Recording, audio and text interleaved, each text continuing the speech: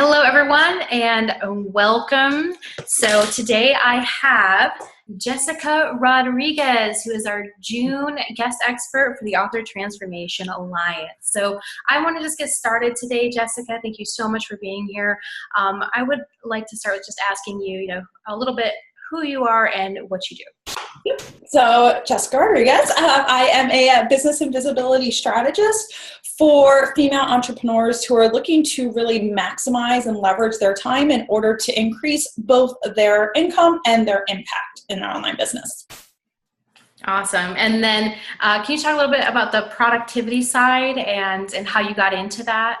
Yep. So a lot of times, for me specifically, when I first started growing an online business at the time, I was working full-time and I had 3 part-time jobs. So I was a little bit all over the place. And I decided to create an online business, not really knowing exactly what I was getting into, but at the same time, I could see there was potential. And obviously I didn't really like where I was in life and what I was doing at the time. So the biggest thing for me was, okay, obviously, I don't have all the time in the world, but what can I do with the time I have? Because when it comes down to it, you always hear those people saying, we all have 24 hours, in a day. So what can I do to make my dream of having my own business come to life, but take these small steps every single day? And I'm sure when you're writing a book or getting out there and putting your book, you feel that same pressure. It's not like you decide you want to write this book and your whole friends, family, work, everyone's like, no problem. Here's 5 extra hours every day that we will not bug you, right? So I had to find all of these little pieces, like these gaps of time along the way. And one of the best things about that and the lesson that it taught me was that I needed to just start eliminating the things in my life that really didn't serve my business or my goals at this point. And I think for a lot of people, that's really hard. And that is where you get into this mindset of, I can't have what I want in life. I can't be an author, or I can't do this. I can't, we come up with these things because we just don't feel that we have the time or the energy, when really both are there. It's a matter of becoming more cautious of what it is that we have and starting to leverage what's available to us. So I help people do that specifically in their online business. But the thing is, this crosses over to every area in your life. It's all about a decision of whatever your dream is and what it is that you want to be able to do. So on the productivity side of my business, I really show people, one, how to lay out what it is you're doing in everyday life. Like, let's put it on paper and start to see where are the time leaks that you have. And even something as silly as, you add up your time and you realize, wow, I've actually spent 45 minutes on my newsfeed today. What if you're writing for those 45 minutes and that's all you did that day, right? Like, all of a sudden you would get things done much faster than another month of setting that new goal on the first that I'm going to dig into this, right? So for me, it has really been about not only finding those time leaks, but then making a decision to let those go. Anything that doesn't involve around my goals at this period of my life, I have to say no to, and sometimes people aren't going to like that, right? Sometimes people get little comments or whatever.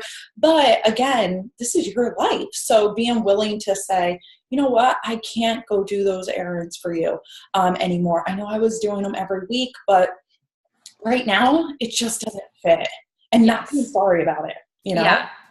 And that's, I did take your distraction to focus action masterclass, and it just blew me away. It made the most massive difference in me going from saying, I don't have time to, I know what I need to do with my time and when I need to do it. And really the way you set up that class, it changed. And I don't want to sound dramatic, but it did change my life, because it empowered me to get things done that I needed to get done to actually reach my goals. And that meant I actually, in order to write more, I had to give up an in-person writing group that I wasn't doing much writing at. It wasn't as a productive time as I thought it would be. And that's how I actually started Sprints and Spirits, because I wanted a more productive writing group that actually focused on word sprints and writing and things like that. So thank you so much for that. And, just attesting to it, just knowing your time, being aware of, where it's going, and then being empowered to direct that is life-changing. Yes, absolutely. And I think a lot of people don't realize that you really do have that control. And so many times we can go into this story that we've played, usually our whole life, that is either serving other people or there's no way I can do that. You know, I have this, this, this. But as much as it may not feel like a choice, it is. Everything we do is a choice. And that's a beautiful gift that we have, you know, the gift of that choice. But you have to own that first. Like, oh, this is what I'm choosing to do with my time. So do I want to finish my book, or do I want to continue to do these other activities that aren't really as exciting, but for some reason I feel I need to do? Yes, absolutely. It is really trimming the fat of the time budget, right? Mm-hmm. So Yep. awesome. And then, can you talk a little bit about why you love what you do? For me, I mean, I am very big as far as helping to lift other people up, kind of breaking the status quo of life. So for me, I was that person that, you know, you go through life where you have to go to college, you have to get your degree, you get your job, you marry, you know, kids, house, like, you know, in that order, you do all those things. But when it comes down to it, what if, you know, the set roadmap of life doesn't feel right for you? And for a long time, it did not feel right for me. And I thought, like, maybe I'm the oddball because I'm the creative child in the family. You know, maybe I'm like the weird one of my friends because I went to art school. Like, you know, like maybe it's just me. But then as I started to grow and really own who I was, I realized how many other people out there have gone through the same experience, that went through life. They tried to either do it, you know, this cookie cutter system, or they tried to do something. And then they realized that not only are they not using their gifts, like they've most likely hidden them, you know, very deep down, but that everything they have doesn't really mean that much. Like, it doesn't feel like it should feel, right? It doesn't give that sense of accomplishment or fulfillment. And because of that, I started to do what I do, helping people grow their online businesses, because the women that I work with are very passionate. Like you are, like you're passionate about what you do and really serving your tribe. And the reason why I come into the picture is to show you like how to succeed in doing that. So Yes. let's not make it that you're struggling and all of a sudden your business just becomes like another status quo piece of life, like you're a status quo entrepreneur. Like, no, let me show people how to align the life they really want with the business they're passionate about, put those together.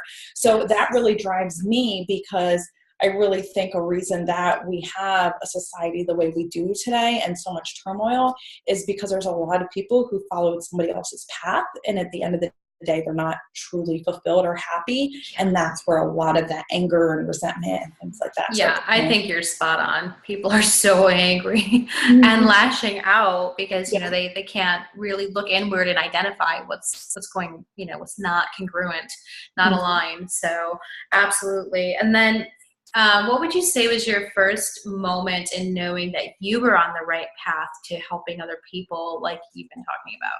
Yep. So for me, when I first started, I was within more of the fitness space, so fitness and wellness.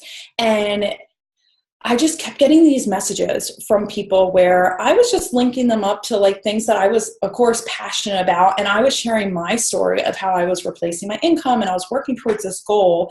And part of it was just to be accountable to other people. So if you've even done that with like your writing, where you go, oh, I'm going to actually write, these 500 words, or, anything like that. I was doing that same thing, but I was just doing it for a different area in my life at the time. And I started getting these messages, and I actually just got one last week too, where people said, you know what, I actually left my job. I wound up following this path of XYZ, and it's working for me. And I'm like, because of me? I'm just like an everyday person, right? Like, I'm just sharing my story to be accountable for myself. Like, I almost feel selfish. Yeah. But when I started getting messages in of people saying, you inspired me, or what can I do to achieve the same thing you're achieving? So they were asking me, and I'm like, I'm figuring it out myself too, right? Like, I'm no expert. I don't know what I'm doing. I'm just sharing what I'm learning. And that's when I started realizing that, oh my God, I'm actually onto something.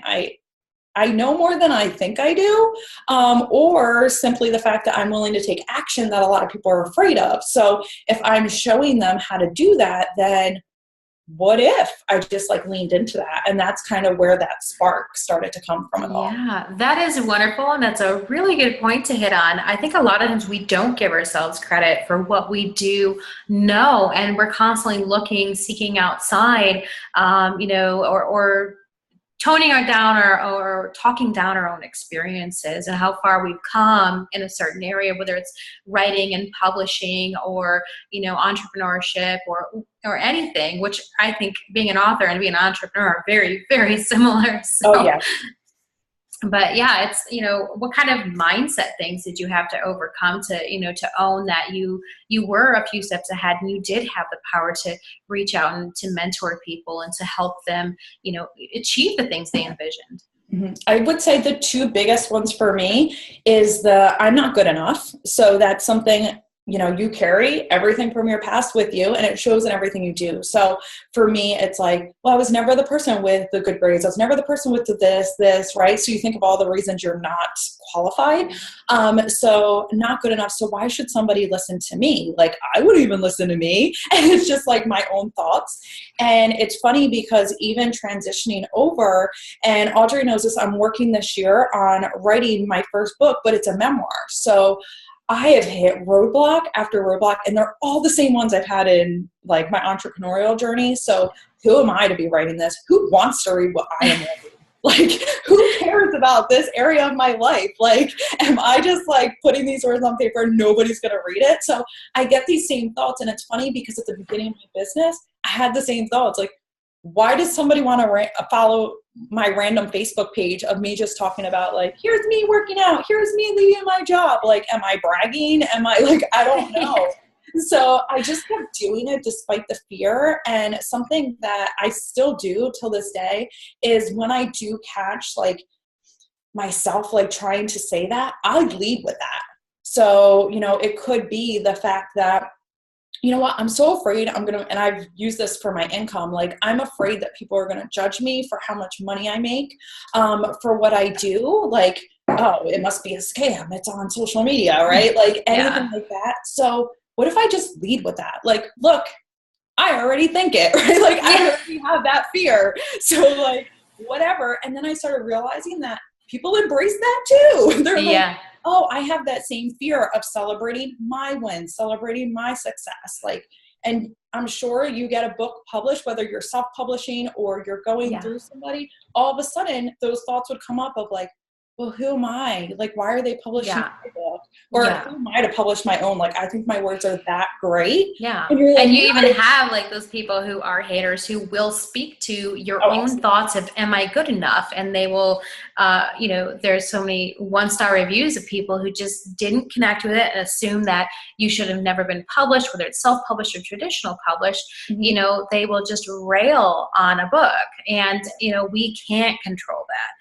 But acknowledging that fear first really is a big first step, isn't it? Yeah, it really is. And I think one thing that I'm so glad I learned early, like I may have been on a business page, like just starting social media. I didn't even know what I was doing. I'm literally just starting it.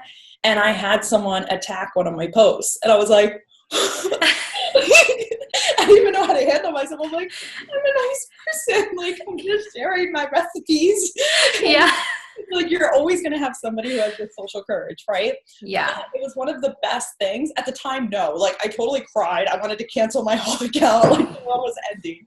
And I'm sure that even, like, as my book does get into the later stages and the reviews come in, like, is everybody going to like me? Absolutely not. That's the point, right? Because you have readers that are absolutely going to love every single thing you do because they connect with you. And if you're doing your job right, then those are the people you're speaking to. Everyone else is super irrelevant. And it's really hard to understand that. But that's why there's so many authors out there. Because guess what? Somebody else is a great fit for them. And you probably can't stand the books that they like. And that's okay, you know?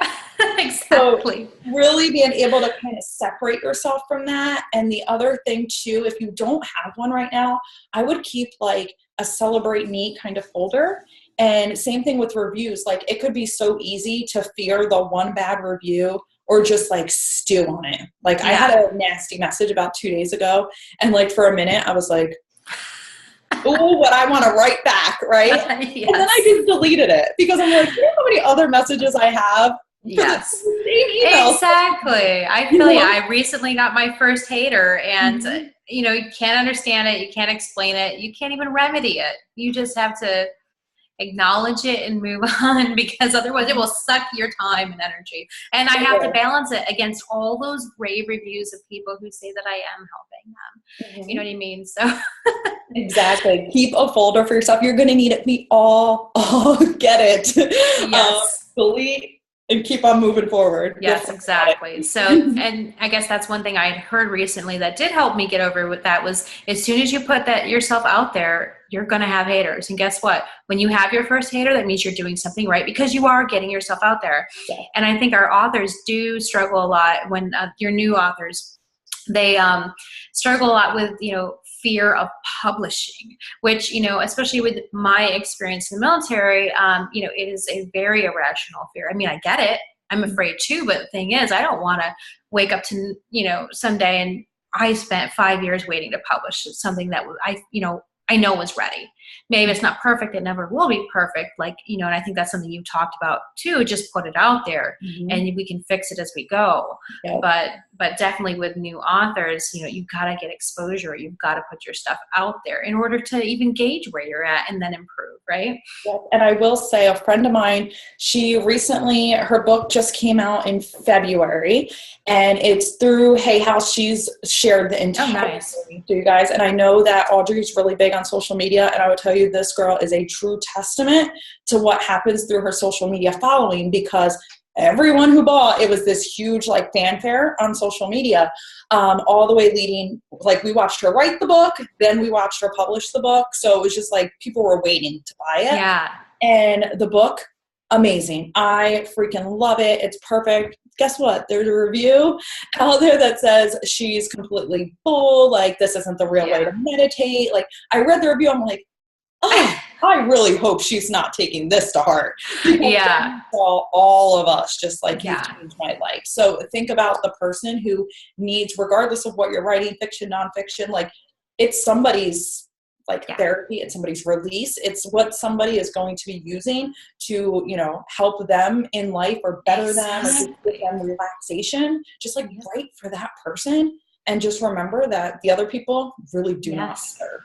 Yep, both fiction and nonfiction. Nonfiction, I actually pre-ordered a book back in December that didn't come out until April, because I knew that, I love the author of it, and she's also an entrepreneur, and I follow her, and of course she connects with me, but she also, for as far as launch strategy, she made an amazing fun launch, so that when you pre-ordered, you got special stuff, and then during launch week, release week, you got special stuff.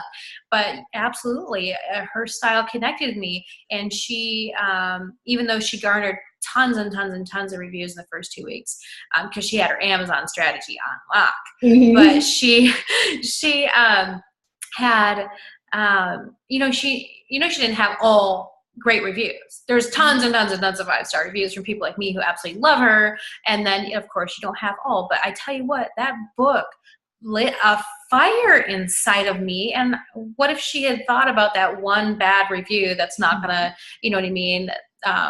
I wouldn't want to be denied that opportunity to have access to something like that. And the same with fiction authors. I've had fiction authors who, some people hate their style, hate their books, but I feel like I have a better perspective, or I have a new perspective on a social issue because of the way it was carried through a fiction setting, or that message was carried. And I wouldn't want to be denied that just because a few people didn't enjoy it. So that's definitely on point with what you're saying about, you're denying people, right? You're denying people access to your thoughts and your message and your connection, whether it's fiction or nonfiction. If you give in to the haters, right?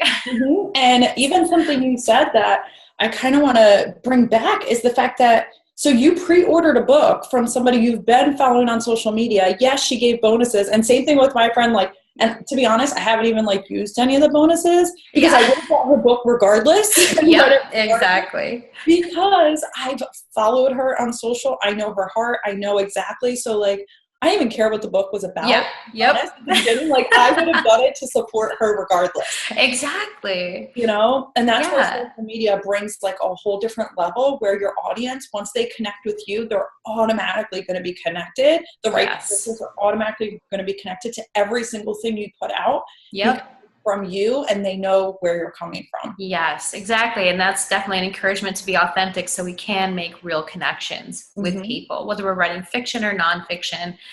Building those connections is critical. And my favorite example is a fiction author who they would publish her because she was writing romance, and they said her male protagonist was too nice.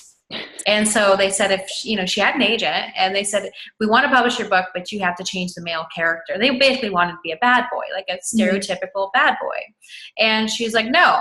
And so she spent 6 months building up her Facebook fan page, and then she published. And when she did, she launched, into phenomenal success. And in 4 years had sold $12 million worth of books. That's amazing.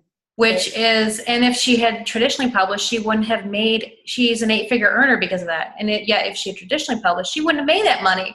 So social media, that isn't a testament to social media and what it can do for an author, fiction or nonfiction. Exactly. Absolutely. And at the end of the day, like, sure, the payday is nice, right? Like, who wanted to get paid for writing? Like, okay, I'll take it. But when it comes down to it, she would have got published, probably made less money, and would have compromised her whole brand. Her vision, somebody else. And in that case, are you really doing what you want? Nope.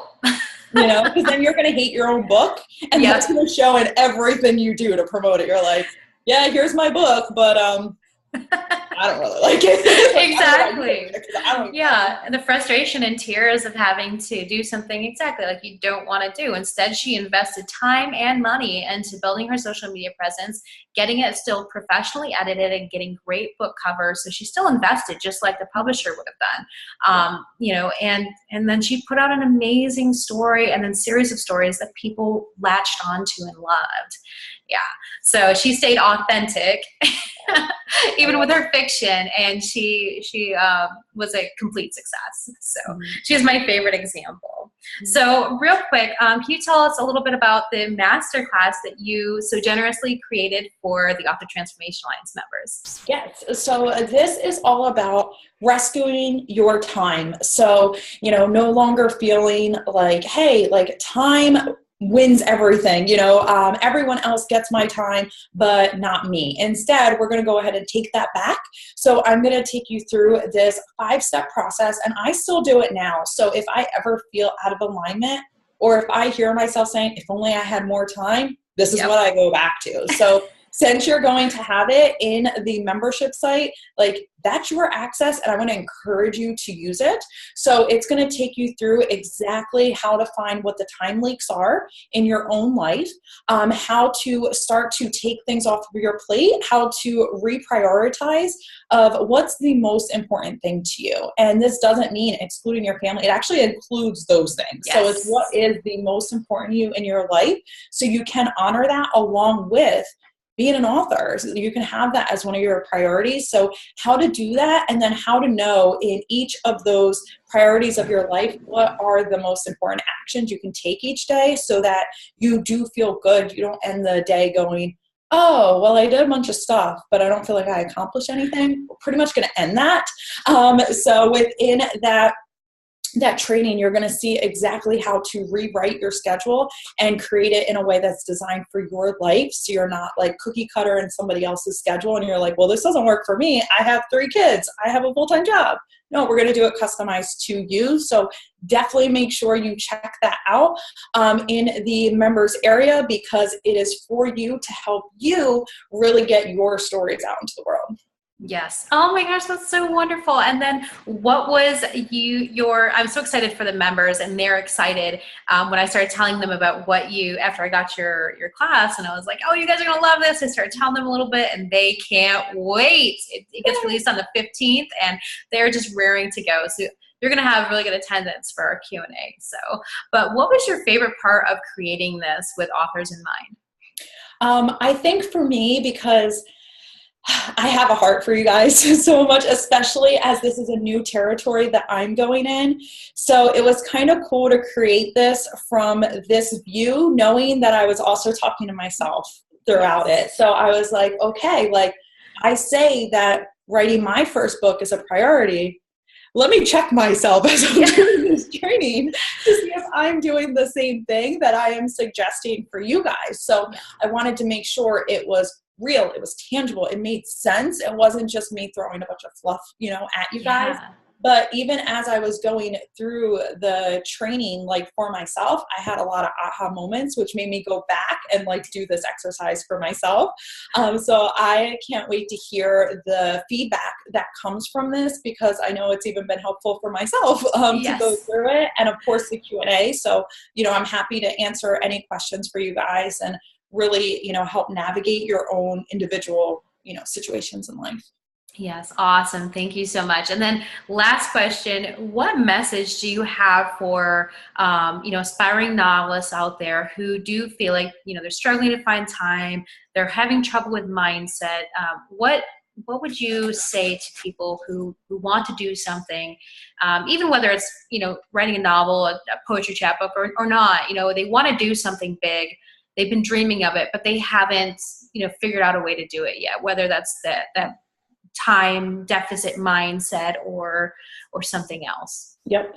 So I would say to focus on small actions every day, despite the how, like whether you know the how or not, or despite the fear. So if each day you can set a timer that's like, for 10 minutes, I'm just going to write whatever the heck is in my mind. Like, don't judge it. Don't compare. You can always throw it away. We'll never know what happened, right? So just get something out there, because really confidence and, becoming an expert and all those great things that a lot of us struggle with, as we're starting out, that builds from consistency. And it doesn't mean you have to be consistent with like writing an hour a day or 3 hours a day or anything like that. Like, what if it is just 10 minutes and you are not allowed to judge yourself based on it? Because I will tell you, if anyone found my poems from high school, they would be so awful.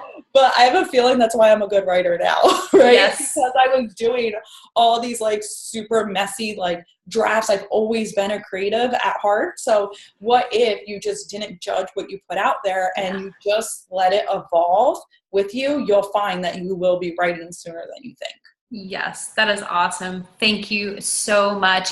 And then everybody watching, you can find links to Jessica's website and maybe a couple little opt-ins in the description. So, and then of course, a link to the Author Transformation Alliance and our Sprints and Spirits writing group. If you need help writing, or if you're already writing and you want to take it to the next level, you definitely want to join the Author Transformation Alliance. If you need more help with time, you definitely need to go to Jessica's website. So thank you so much, Jessica. I really, really appreciate your time, and so do our members. Yes, thank you for having me. You guys are amazing.